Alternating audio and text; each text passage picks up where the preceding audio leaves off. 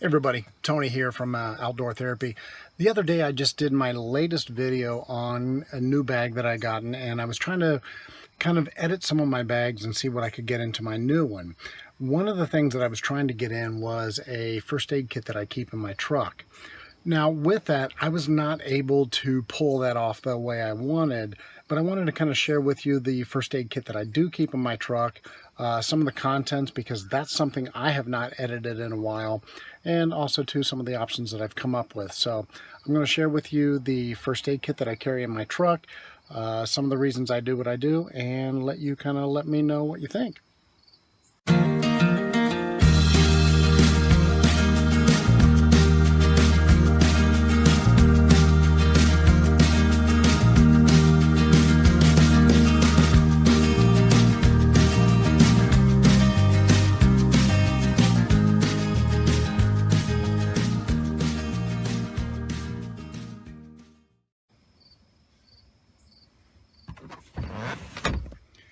All right, in here is the Fox tactical bag that I just filmed the other day, and the contents in here. But this little guy right here is my IFAC that I keep in the back of the truck. Now, one of the things that, if you can see here, is if I were to tell somebody, go in the back of my truck, lift up the seat, and get the first aid kit, boom, guess what you're going to see? That sticks out, and that's one of the things I wanted in the case of like a crisis, or, you know, crap really does kind of hit the fan. But if I said it's in my backpack, they'd have to get in here, know where it is, dig through it, go through the different pockets. Where I did choose to put one in here, I believe that I got from Cabela's. It was kind of a pre-made, and then I added some things to it. But I like having the access of this. It does have a little bit more, and I'm going to kind of share with you what I've done with this guy, how I put it together, and stick here, and kind of give you a little bit more of a tour of the contents.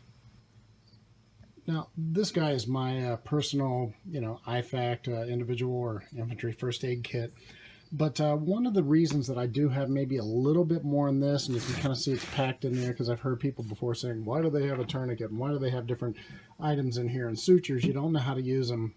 Well, I have had, I guess, some training. I do belong to a local program which is called CERT, Community Emergency Response Team. It is through our local EMA, or Emergency Management Office, and also a division of Homeland Security. So I did my training in this last year. It's like 10 weeks.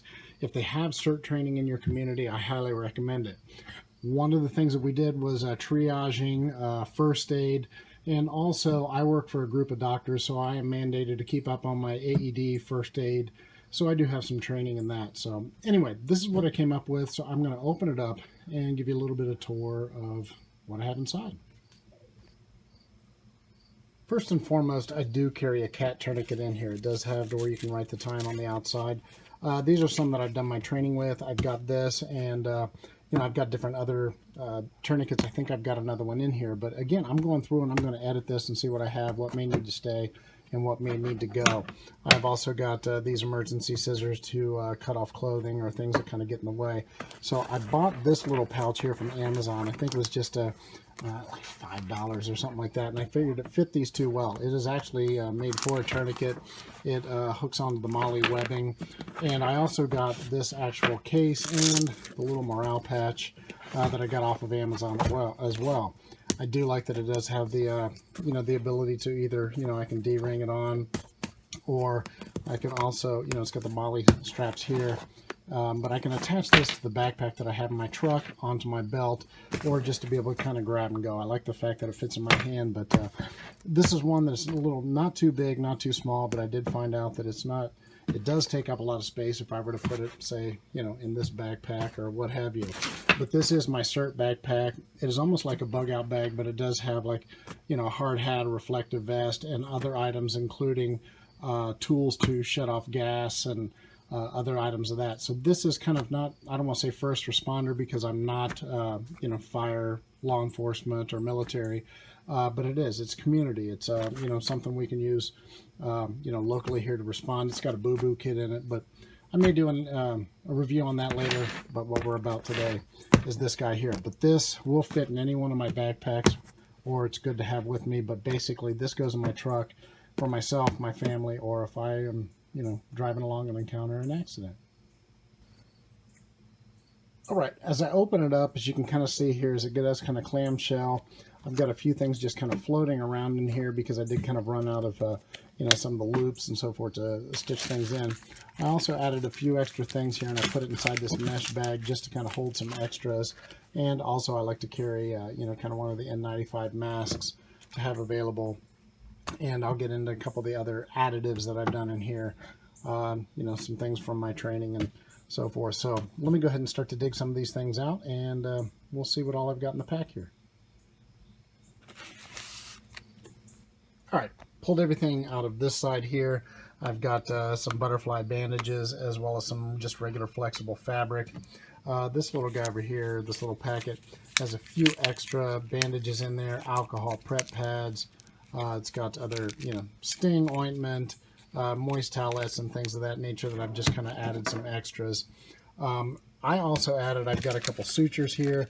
I am no medic. I do not do surgery.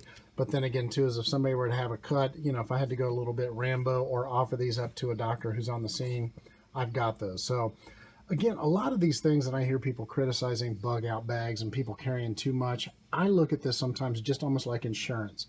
It's my money. If I wanted to spend the $5 on each one of those to have them in here, and it may help somebody save a life or what have you, if it's my money, I wasted it. That's not adding a lot of weight. It's not adding a lot of space. But some things, if it makes you feel good, you want to throw it in there. I don't care if you carry, ping pong balls and a piece of steak in there, going to the extreme to make a point, obviously. But if it does kind of help out your case and make you feel better about what you're carrying, by all means do so. Anyway, back off the soapbox here. I just saw that they have, probably a cheap pair of scissors that I don't necessarily need to keep in there, but I do have another pair that I can use similar to this. These are more to cut off like clothing. These more for gauze and what have you. Whether or not I keep them, that remains to be seen. A couple finger splints here for broken finger, or a digit rather. This is a kind of a whistle that with a lanyard on it. I think that came with the kit, but if not, I'd keep it in there anyway. If I'm triaging or helping somebody out, if I need to, I like to draw attention to myself. Some antibacterial ointment, some simple tape to be able to use with these guys here, triangular bandage, some tweezers, and also too, let's see if this still works. Yep, still works there. If I needed to be able to see something a little bit better, I added just a small, inexpensive flashlight. So these are the items that I had on that side. Okay, from this side over here, I've got the contents laid out. I've got some gauze, some tissues. I've also got another, the different style of the wraparound tourniquet, just in case. Some more bandages. A couple of the ammonia tabs for somebody who may be unconscious. Some Blistex chapstick, little hand sanitizer. These are some of those small towels, in this case to use for wounds or what have you. Just add a little bit of water and they unfold and unfurl into something that's about, I'd say, a 10 by 10, 12 by 12 inch wet towelette. This is just basically the elastic support, bandage that you can see for spraying or what have you. Or if I needed to make a splint out of another item. Got some nitrile gloves here, a couple pairs of those. Some anti-clot as well as some moleskin for blisters. And, a couple masks. And this I also got through my CPR training. Inside here is they've got one of the masks to kind of protect yourself if you are doing mouth to mouth to somebody to kind of protect you from germs and infections. So I just thought that was kind of nice to add in there. So that's side 2. Oh, and hemostats. All right, and lastly here, what I had in the mesh bag is kind of going through is I do have some general masks just to kind of help if you are worried about blood contamination. Not so much as these guys over here will filter a little bit better than these, but just like they do in kind of a triage situation.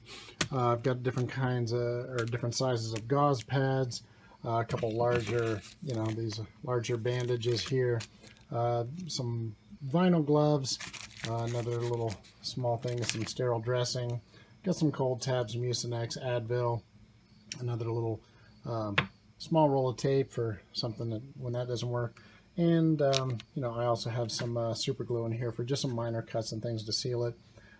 So anyway, that's what I had in this bag here. Okay, folks, so that's it. Short and sweet.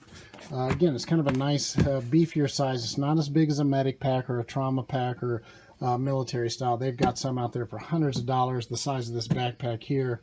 But I wanted something, again, for my truck, and I like to think, as I've said before, modular. If I needed to attach this to another backpack, to my belt, to myself, I can do that if I were in a get-home bag scenario, bug out, what have you.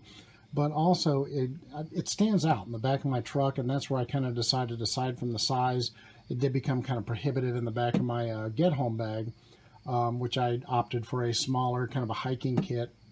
But I like that this is back there, and if somebody were to help me out, or I need somebody to help me helping someone else out, it's very visible and stands out. And also, like I've said too, that this doesn't necessarily have to be for just me and my family. If you're on the scene and you want to help you know, somebody else out, there are items in here too that, you know, may be kind of out of my scope, but somebody else, like I said, like the sutures, may be able to help out. But especially if I'm doing kind of emergency response, this is good to have. So fill your med kit or your first aid or your IFAC, whatever you want to call it, with items that make you feel better about the situations you could encounter. It could easily get to the point to where you can kind of over-prepare. So this is somewhere between a boo-boo kit and something for significant trauma to stop bleeding. But aside from that is splints and things of that nature. You could get them and put them in here, but just through my training, sometimes through a cardboard box or rolled up you know, newspaper. I've got different items in my car that and different tools that I could use to stabilize a limb. So there are other options out there. So one of the key things that I recommend in dealing with first aid is get some training, so that way, no matter what tools you'll have at your disposal, you'll be best suited to use them. So anyway, that's it for today. Kind of short and sweet. And I hope you liked the video. And if you have things that you would add, subtract, or just to leave a supportive comment below, please do so. And if you like what I have to say, please like, share, and or subscribe. See you guys all later.